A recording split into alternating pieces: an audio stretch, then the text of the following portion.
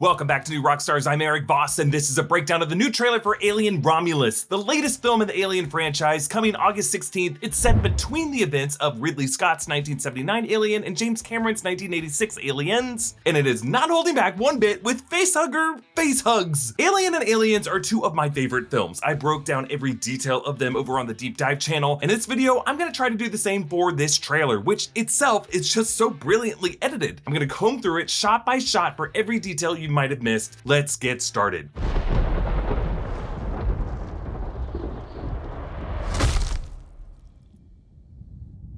Is this really where you want to spend the rest of your life?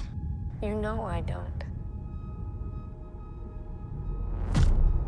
The trailer opens with rain, both the precipitation and the character, Rain Carrion, played by Kaylee Spenny, who was in A24's Civil War and played Priscilla Presley in Priscilla. A storm batters her window that looks out at a massive atmosphere generator that, if you look closely, is labeled Jackson ST, which could be Jackson Street or Jackson Station. Jackson, what's the name of that crew security officer in Prometheus, played by Branwell Donaghy, who tries to kill the engineer but is beaten to death while he tries to reload his weapon? That was set in the year 2093, and this is set in the decades after 2122, so would Weyland-Yutani name one of their colonies after this guy? Probably not. So you'll remember Weyland-Yutani constructed these types of atmosphere generators on the Hadley's Hope colony and on LV-426 as they're trying to terraform planets that don't have atmospheres, building better worlds by constructing these massive generators to just basically force breathable air around the planet, and it always results in unpredictable weather patterns and constant rain. Now, when I broke down the teaser, I thought this could have also been Hadley's Hope in the earlier years, and maybe the planetary rings we see could have belonged to the gas giant that LV-426, aka Acheron, orbits, named Calpamos. But in the wide shot of this section, we see this planet being terraformed is the one that has the rings itself. So it must be some other planet that Weyland-Yutani is completing this process upon. But if the Hadley's Hope disaster only occurred because the crashed derelict spacecraft was there with all the eggs, it leads us to wonder, what was the source of the xenomorph outbreak in this film? Does Rain leave the Jackson Station and this whole movie is set upon a space station with samples taken from the derelict? Was the xenomorph that was blown out of the airlock by Ripley at the end of the first film collected at some point? Or could this movie tie in the samples that were being preserved by David at the end of Alien Covenant? The trailer cuts to Rain with an interesting sound effect. This sound effect definitely sounds like a squelch of bloody flesh being torn apart, like the sound of a chest burster. This sound effect actually comes back throughout this trailer. And they punctuate Rain waking up to it, which reminds us of Ripley waking up to the nightmare of a chest burster in Aliens. After she was recovered and brought to the space station medical bay, Rain wouldn't yet be haunted by an experience of a xenomorph, a facehugger, or a chest burster, but it's a sign to us that this visceral horror is awaiting her. Now, there is a photograph to the right of Rain in her bunk that looks like it's a photo of nothing, but I wonder if they might have VFX scrubbed this trailer shot to hide the face of someone familiar, like maybe Rain could be connected in some way to Ripley. We hear the voice of Tyler, played by Archie Renault, asking Rain if this is where she wants to spend the rest of her life, and intercut with this is a shot of either Rain or Isabella Merced's character Kay holding the hand of David Johnson as Andy on this shaky shuttle, and we are pretty certain now that Andy is an android like Ash was. A shuttle ascends from the stormy surface. This is the planet with the rings I talked about, and I love that you can start to see a super thin atmosphere starting to be formed. Now, we should note that to live on a planet with an atmosphere but have rings this close overhead would mean that those rings would be reflecting light and solar radiation in all directions. So the colonists on the surface would need some kind of special shielding, some eye covering, or have to live subterranean, or just, constant storm clouds to block out this blinding light, which at least seems to be the case here. In fact, that might be why Rain looks so stunned to see the sun in the shuttle. This might be the first time in a while that she has seen any kind of solar light. Presumably their shuttle window has UV shielding because looking directly at the sun from space would probably be blinding, but I love the effect created by her hand's shadow on her face, which evokes the image of the digits of a facehugger latching onto her face. All right, let's move on. Then this is our only ticket out of here.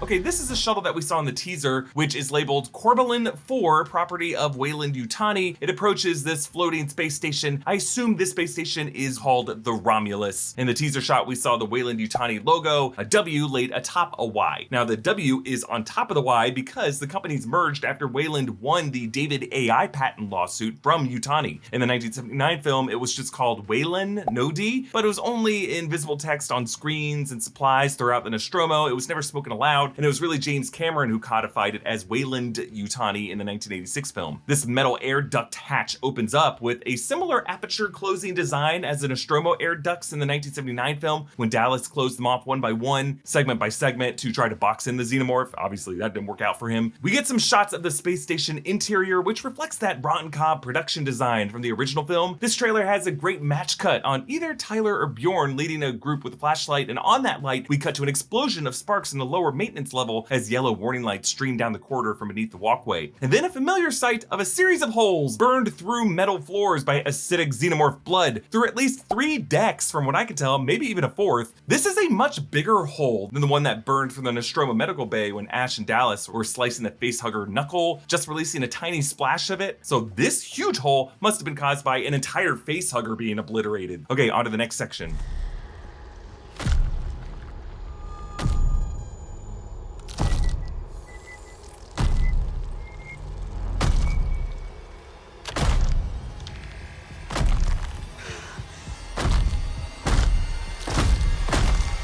Okay, so something that drives me nuts about studios rebooting films, especially horror films, is when they just use the same title, like the 2018 Halloween, or the 2017 Pet Sematary, or the 2011 The Thing, which is actually a prequel, and I guess the 1982 The Thing was a remake as well, but at least they altered the title. So here, the trailer credits Fede Alvarez as the director of Evil Dead, but of course they're referring to the 2013 remake of Sam Raimi's 1981 The Evil Dead. So it isn't technically inaccurate because there's no the, but you know, it is just a little deceptive. There's a shot of Andy, the android, holding a container as he runs his hand through this blue laser plane. Now, we saw this lighting effect in the derelict egg chamber in the 1979 film. The production acquired this because the band The Who was rehearsing and testing this lighting equipment on a neighboring soundstage. And Alien production designer Roger Christian was friends with Anton Furst, who was experimenting with these lasers for The Who, and they decided to help each other out because Ridley Scott had storyboarded Kane descending the hole beneath the space jockey, working with H.R. Giger to make the designs feel like a vaginal canal, and there was going to be a membrane covering the eggs that Kane would have had to cut through. But when they weren't able to construct that actual membrane in a way that looked good, the laser sheet ended up serving that practical purpose. It is essentially a placental sac for these eggs. So if the idea of this laser sheet is that it's supposed to have a techno-organic function to alert the eggs when the membrane has been pierced, what is it doing on this structure with Andy? How could whatever was projecting it on the derelict be here? What is this structure that they're on? Andy must be in a place where xenomorph eggs have organically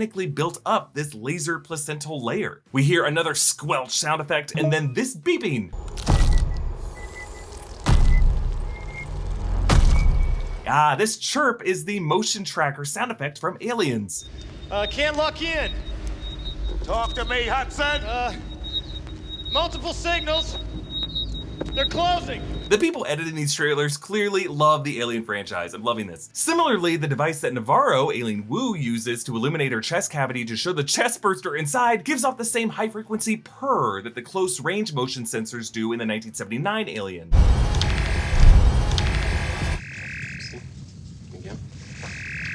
Now, I don't know exactly what Navarro's device is here. It kind of looks like it's a handheld CAT scan or an X-ray to illuminate to see if any bones would be broken or any foreign objects are lodged in the body. But instead, we just see a chest burster lurching in Navarro's chest, and the editing speeds up the squelch thuds and mixed in this gnarly bone-crunching sound effect. Yeah, it's like the chest burster is pounding on the door like a monster in the night. And it totally makes sense that Fede Alvarez directed Don't Breathe before this.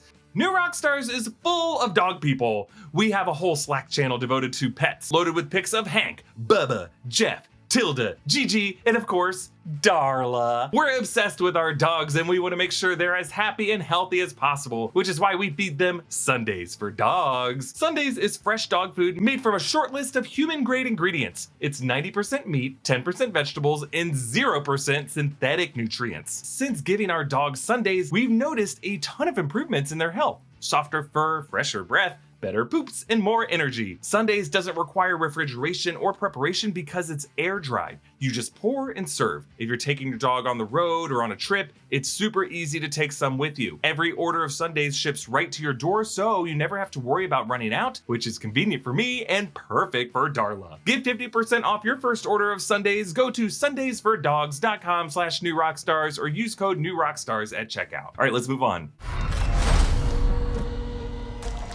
What's happening?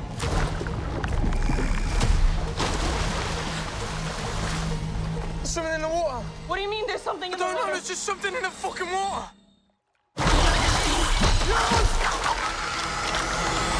Okay, these blast doors shut, confirming the name of the space station, the Romulus. Or at least that's what this lab is called, the Romulus Lab. But I don't think they would have designed this whole crest just for a lab within the ship. This sigil depicts the legend of Romulus and Remus from Roman mythology. These brothers were born to the Roman god of war, Mars, left on the hills overlooking the Tiber River and raised by a wolf mother. And we see that wolf mama here letting Romulus and Remus suckle at her teats. In the origin story of the founding of Rome, these brothers disputed on the site of the city, Remus seeing 6 vultures on Aventine Hill, and Romulus seeing a flight of 12 over Palatine Hill. And then Romulus, or one of his followers, killed Remus. So Romulus got to build Rome atop Palatine Hill, which is where it is now. So by naming this space station Romulus, Weyland-Yutani may be playing into that idea of building better worlds and approaching terraformation with the mindset of establishing a new great civilization like Rome without having the historical awareness to know how Rome eventually came crashing down. Consider this your daily session of thinking about the Roman Empire. But also on this blast door is another example of semiotic standard. These two symbols come from the system of signs created by Ron Cobb for the 1979 Alien to label doors and walls on these ships, and has since been adopted by lots of sci-fi production designs. The symbol on the left translates to hazard or warning. The one on the right, though it's hard to tell in this light and it's a bit faded, but it means airlock. So what's going on with this blast door closing? Well, whatever is in this precious Romulus lab, maybe xenomorph samples that Weyland-Yutani wants to protect, is being automatically locked away due to structural damage to the rest of the ship to protect the contents inside with an airlock so that it isn't exposed to the vacuum of space. Then in another scene, as Rain watches from the outside of a flooded chamber, Bjorn and Navarro are stuck inside dealing with facehuggers in the water. And what's interesting is these facehuggers are prying loose from not eggs, but these plastic containers. These containers are stacked and it looks like at least 8 high, and I count at least 6 stacks. So we're looking at several dozen facehuggers here. And again, this really could be the work of David at the end of Alien Covenant. Like, I don't expect Michael Fassbender to appear in this film, but it could just be the ship that he was on at the end of the film where he stowed away xenomorph samples, and it might have been recovered by Weyland-Yutani and then stored here on the Romulus. Based on this shot, that makes more sense than the facehuggers coming from like the derelict egg chamber, because in order to come from that original source, someone would have had to discover and hatch those eggs and then get latched on and impregnated, and that would have inevitably led to a huge mess, but then it would have had to have been a mess that got handled and contained to get these facehuggers in plastic containers. And you know, the whole thing about facehuggers is once one gets out on your ship, you have no idea how to handle or contain it. So yeah, I think David's samples from Covenant makes the most logical sense here. Now, the set design of Navarro and Bjorn's surroundings is so great because around them in this flooded room are these hanging tubes that make you do a double take anytime you look at them because you easily mistake them as facehugger claws or tails. My interpretation for H.R. Giger's designs for the xenomorph is that they would have evolved to have these anatomies that look like wires and cables, machinery, so that they could more easily camouflage themselves within ship interiors. Like James Cameron's amazing shot of the xenomorph warrior's tail lunging up from the water to grab Newt in Aliens, this facehugger springs out of the water onto Bjorn, and we see him wrestling with it underwater as his tendril snakes into his mouth, and when he turns away, it instead goes for his nostrils. Ugh. All right, next clip.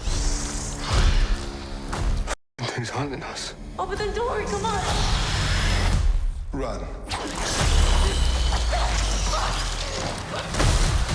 So this slimy appendage unfolding, I believe, is actually the fully grown xenomorph's foot, and we don't often see their feet, and this is pretty cool. I think it's a foot because if you look up the creature designs for the Alien Isolation game from 2014, they did include the way the feet and the phalanges would be jointed. I believe we are actually seeing 6 toes here. Alien Isolation, by the way, is a great game to play to understand the vibe this movie might be going for. You play as Amanda Ripley, Ripley's daughter, 15 years after the original film, so the time period would be roughly the same. There's a shot of Rain carrying her pulse rifle that we saw her carrying at the end of the teaser, looking very much much like Ripley in Aliens, while it has the red light up display showing the rounds remaining, it's not exactly the M41A pulse rifle. The design is slightly different, but there is a mounted flashlight that she points at Andy, who is frozen in shock looking out into this darkness. I think this is right before the shot of him entering the blue laser sheet membrane. He is carrying the same container. I think he's looking out and seeing hundreds of eggs. Then a shot of Rain begging to open the door, and out of focus behind her, an adult xenomorph stands, and then Andy says, "Run," and everyone starts running. I love that Alvarez keeps the camera low for a lot of these tracking shots so that we are seeing them from the point of view of the facehuggers that are crawling after them. Then we see the fuller shot of the moment from the teaser when the facehugger breaks through the glass and latches onto Navarro's face. All right, moving on.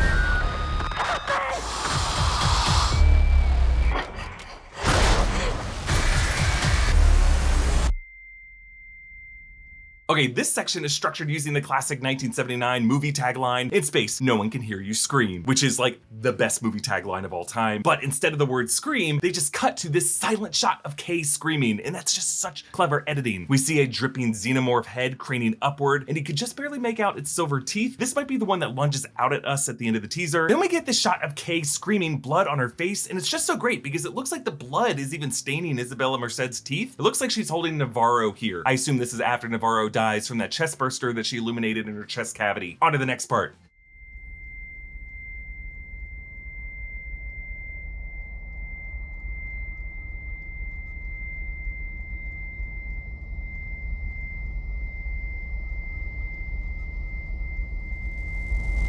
Okay, in this section, the letters A, L, I, E, and N assemble one line at a time, just as they do in the original 1979 opening titles as the camera moves through space toward Acheron. Then there's this shot, which might be the most important shot of the trailer. This object floats in through the red space barrier, meaning it's coming in from open space into the zero gravity within the airlock. This could be another explanation for the source of the infection on the Romulus. Like, it could be that original xenomorph that Ripley blasted through the airlock at the end of the first film. If that comes back, I want to hear a version of "You Are My Lucky Star" from Singing in the Rain. There's a quick shot of the maintenance level of Rain with Andy. Rain has a flamethrower backpack, and there's an acid hole burning the walkway in front of them. And then this quick shot with the red light proves that Andy must be an android. His eyes roll back in his head 180 degrees. Then there's a quick shot of what must be the Romulus space station crashing through the rings of this planet. Since these rings would be made of mostly ice, I love that you can see massive ice chunks tearing up and doing major damage. There's a quick shot of Kay screaming, and this might be the disgusting death scene that Isabella Merced mentioned that she watched back on an iPad during shoots, and people watching over her shoulder were just completely disgusted. And Fede Alvarez promised would be an effect that we've never seen in a movie before. And he said that he was watching the boom mic guy specifically for his reaction. My theory was that we were gonna see like a prosthetic version of